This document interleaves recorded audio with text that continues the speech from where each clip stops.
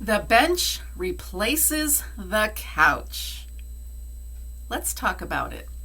Hi, I'm Dr. Lisa Ann Homick from Homick Advanced Chiropractic and also BrainSense Telehealth Self-Discovery Sessions. And welcome to this episode of Brain Snob. I want everyone to be a brain snob. It's not an insult to be called a brain snob. It just means you know a lot about the brain so you can give yourself amazing life experiences. And the brain makes the body so you can make your life. How is your life right now? We need your full participation in the world. You can't do it with an impaired brain. Remember, half healthy is still half sick. Let's fill in the holes. Let's fill those gaps. Half of a solution, even if it's a good one, is still leaving you with half a problem. And let's not do that. Let's just sew it all up. Tighten it right up. No holes. If you got a leaky bucket, let's get to those leaks and take care of them. The brain and the spinal cord controls the body. And let's just start at the top. Save us some time. Start straight at the top. Chiropractic is more than a procedure. Yes, the spinal joints are my access points to your brain. But chiropractic is a philosophy for living congruently with your innate intelligence. When we act as if we're smarter than nature, we delude ourselves, and it's very destructive. So chiropractic is not this mamby-pamby, touchy-feely, tweaking your sore muscles.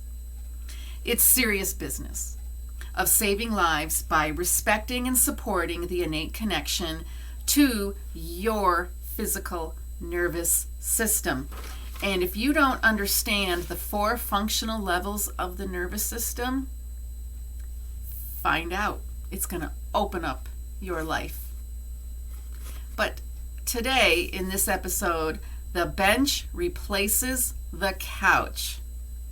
So this is a little bit of a story about me. Why am I here? What got me here?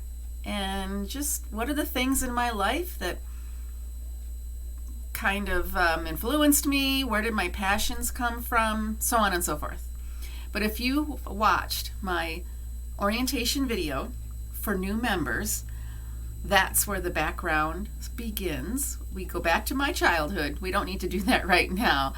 But I was a mental health therapist before I became a chiropractor. And how does mental health meld into chiropractic? Well, they're very similar and they're very connected. Just like you are very connected. Your brain and your body need to be connected. And what's that connection point?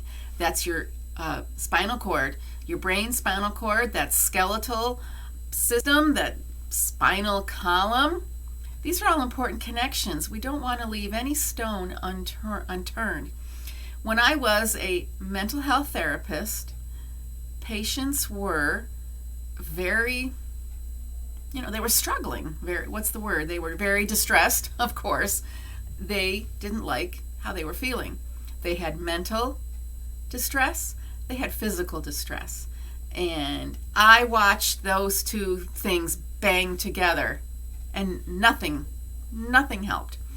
So I'm thinking back to a certain time with a patient when he said to the psychiatrist, I have physical pain, basically.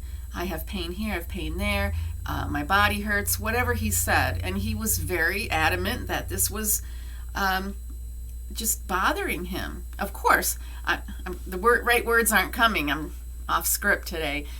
He was very demoralized by this. The psychiatrist says, that is not within my realm as a psychiatrist. You need to go to your physician and get that checked out. So off he went, came back 3 months later, and he said to the psychiatrist, I went to my doctor, I had blood work, I had lab work, may have even had x-rays, I don't remember. But he had tests, and tests are supposed to tell you something, right? And the physician said, Nothing here. It's all in your head. Now, go back to your psychiatrist. This gentleman has been going to the psychiatrist for years. I worked in a satellite mental health office, and everybody was chronic. So they have been going there for years. Their lives did not change. Their lives didn't improve for the better. They were probably on disability, or they were working towards disability. Very tough. And I know there is a segment of the population like that. Very, very sad and tough. And what did this tell me? This told me people were falling through the cracks. We were doing such a disservice to them because nobody was helping. But we just carried on, business as usual, whatever. We did what we did, and that was it. That was it. Take your paycheck, take your pension, and go on. Me, I was a little bit different. I said, my goodness, there's got to be a better way to reach people. Reaching people was the word, the mindset. I need to reach people because they're falling through the cracks. How do you catch them? How do you grab them? Because before you know it, they're gone out of your touch. So there's got to be a better way. And I started researching. Any type of health care avenue that was a little bit different, something I wasn't familiar with, maybe a fresh perspective, and I looked at different things. Naturopathy, homeopathy, acupuncture, massage, just different things. Chiropractic came to me later on, and it just popped up in my brain. Chiropractic. I said, You'll laugh. I don't know anything about chiropractic. What is this? All I remembered was it was on 2020 one time. I said, well, if it's on 2020, there must be something to it, that it's got people talking. And here I am. I'm a chiropractor. What happened in between? Let me make a long story short. Chiropractors helped people with mental health issues way back in the early days, the 1920s, 30s, 40s. There were chiropractic hospitals. People with active psychosis got better with nutrition and chiropractic. That's what they got. And they could go home and they could live their lives. And there was one judge in the court system who saw people in this situation. He was amazed. He said, we need to have chiropractors in every hospital in the country. Now, how many hospitals do you know that have chiropractors on staff? And on staff for mental health issues. What? What did you say? You don't know? Let's look it up? No, I'll just tell you, zero. There may be chiropractors on call for musculoskeletal issues for the emergency room. I believe there's chiropractors at Cancer Centers for America. And they are ready to help you deal with the physical side effects of your cancer treatment. That's all. Where it's at right now, that's fine. But no, you don't have chiropractors in the hospitals. In fact, I've known of instances where people have gone to the hospital for chest pain, thought it was a heart attack. The tests were normal. You're not having a heart attack. They were kind of pushing the anxiety scenario. And sometimes it actually was a rib out of place. So a chiropractic adjustment restores the function, gets things back in balance, and no heart attack, no rib out of place, no anxiety. The missing link I discovered was the regulation of the nervous system. So the chiropractic sanitariums back in the early days helped people. They're not in business now. They went by the wayside by whatever, lack of support. Drugs became pretty marketed very well, and that's where we are. But there is an addiction center down in Florida, Miami Beach, Florida, that does use chiropractic to help people get through the addiction program and to give them one more additional tool to help the brain reward cascade, which is associated with addictions. And I could do a whole nother video on that. I won't right now. We know that if somebody has attention deficit disorder and you do an EEG of the brain before, give them a chiropractic adjustment and take that EEG reading after, we know there's improvement in the brain activity.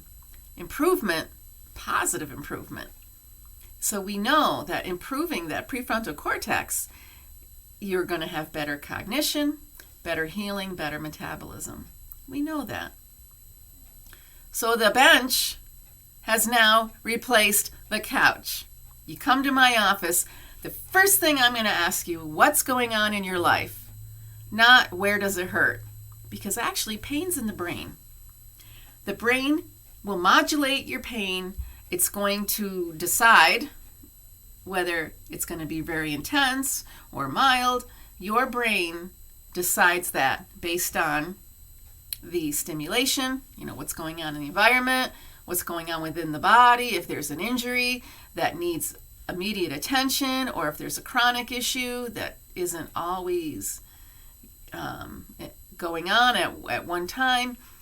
Pain lives in the brain.